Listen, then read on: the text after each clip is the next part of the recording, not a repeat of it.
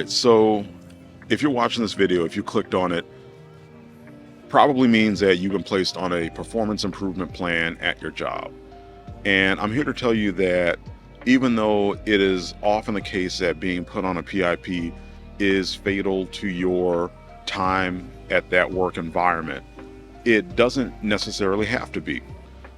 I recorded another video, which may have brought you here, that explains how to know with some level of certainty if your performance improvement plan is just the employer trying to get you to resign and get rid of you, or if it's legit and they actually want you to improve.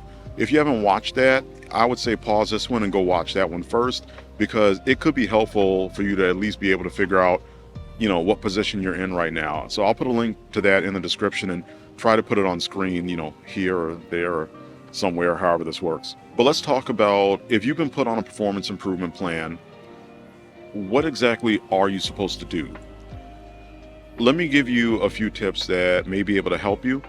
And if they do, like, subscribe, maybe drop a note in the comments on whether or not you found this helpful.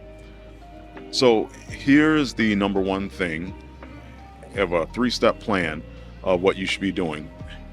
The number one thing, if you've been given a performance improvement plan, is to make sure that the plan that your manager or whoever it is, HR, that's giving it to you, make sure that it has true measurable goals.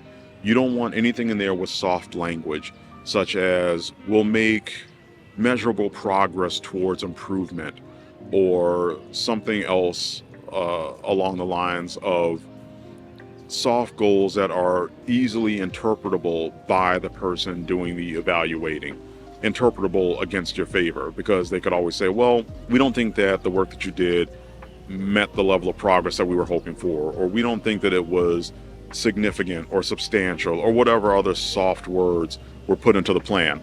So step one is really to determine whether or not your plan manager, let's just call them that, is willing to put in actual specific measurable goals. And if you are in a work environment where this is possible, that makes it so much better, where you can say something like, we'll increase sales by 10%, or we'll process whatever data it is that you process as an increase of 25% over the next 60 days, whatever the situation may be.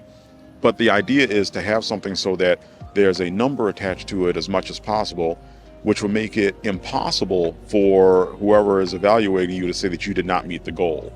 Because if they say that you need to increase your sales output by 10% over the next 60 days, either you do that or you don't do that. There's no in between. Either it's 10% or it's 8% or it's 20% or whatever other number it may end up being.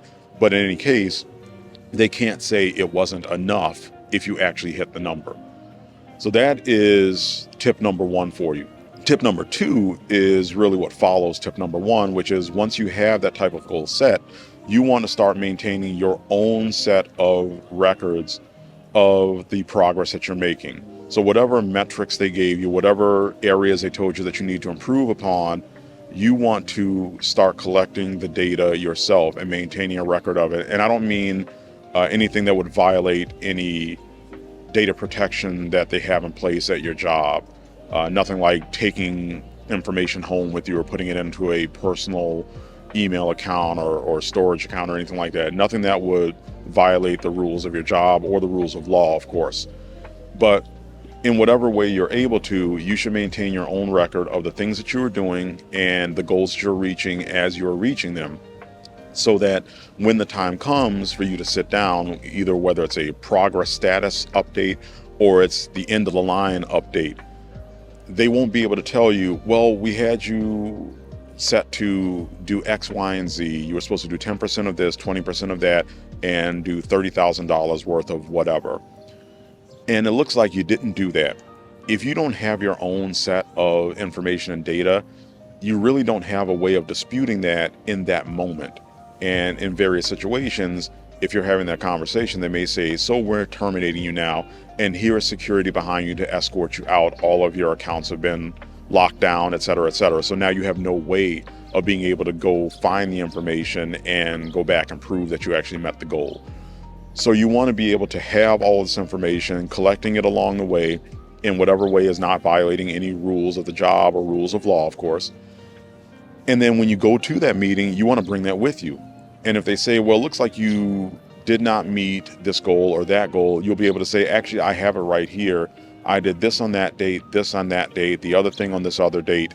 And if you add all those things up, I actually met that goal. So I'm not exactly sure how you're getting the conclusion that you're coming to. And it just puts you in a much better position to be able to advocate for yourself, argue your position, and potentially save your job by saying, you gave me a plan, I met the plan, and now I want to see what you have to say to that. The third tip that I have for you is one that truthfully you should probably start when you're given this plan in the first place, which is to start looking for another job. And this is not the most hopeful tip that I can give you, but it is a very practical one, because even if you get the specific metrics that I gave in tip 1, even if you maintain your own record to show that you are meeting the goal or have met the goal that I gave you in tip 2, they still may come to a point where they say, sorry, but we have to let you go for whatever other reason they decide to make up. Or potentially maybe you actually don't meet your goal and they actually say, well, you didn't meet it. And you know you didn't meet it because you have the data yourself as well. And they say, sorry, we got to let you go. Or whatever other reason that you end up needing to leave that job. At least you've started the process early, because job hunting in certain industries may take months. And it's really important for you to start that process as soon as possible. You may end up finding something right away, something that's way better than what you have right now. And you say, yeah, I'm out of here. I'm good to go. I found a much better situation. You may get to that point in time where they say, listen, sorry, we got to let you go. You didn't meet the goals, or you did, but we're going to make up some bogus reason to fire you anyway. At least you're several months in the process right now. You're not starting from scratch the moment you get laid off, which is one of the lower points that you may find yourself in. So you don't have to pick yourself back up and dust yourself off, after a mourning period and try to get back out there to find a new job. You've already got that out. You've got the resumes out. You've told people you're looking. Maybe you've had interviews and you're in the interview process. So that is a really good idea to do that. And if all else fails, you may end up getting let go anyway. And having the things that I said may make it easier for you when you file for unemployment to argue against your job if they attempt to try to deny fulfilling your unemployment claim. I didn't go into a lot of detail in the original video on this topic, but the way unemployment works is employers pay into their own sort of little pool that the state maintains for them. And unemployment benefits for their employees that they let go of get paid out of that pool. And this is what happens in most cases in most states. But in some situations, if they have a bunch of people filing unemployment claims, it may exceed the money that they have paid into their coffers that are used to cover that. And the state may say, you need to send us more money because we don't have enough to pay your unemployment claim, so you need to reimburse us, the state, for paying it. Or they may raise the percentage that you have to put in of the employer portion the following year or years to say you have a deficit that you need to repay. So instead of sending in 3%, you need to send in 5% or 7%, which is now taking money out of the company. So companies, at least the ones that are not that great, are somewhat incentivized to try to block your unemployment claims. And performance improvement plans is one of the ways that they do that, because they can say, well, we gave this person the warning, we gave them the opportunity to improve, and they were not able to improve, they were not doing their job, therefore we should not have to pay unemployment, or they're not entitled to unemployment because they were simply not doing their job. And they'll try to make that argument. If you have the information there, you can argue back and say, they gave me a plan, and here's what I did each month towards trying to reach that plan. Either I met these goals and they let me go anyway, or I got really close to meeting these goals, which means that I was actually working. I was working very hard, even if I fell short just a little bit at the end. So hopefully this is helpful for you. And like I said at the beginning, if you've been in this situation before, why don't you drop a comment on the video, maybe to give people hope if you survived a performance improvement plan, or if you got out of a company and bigger and better things were there waiting for you after all. It's always good to try to be supportive of people who are in this situation. So if you found yourself there, drop a comment and let us know how it worked out. If you've used some of these tips and they worked, let folks know that as well. Please like and subscribe. It definitely helps this channel to grow. It helps more people to see the things that I am making and talking about. And yeah, until next time.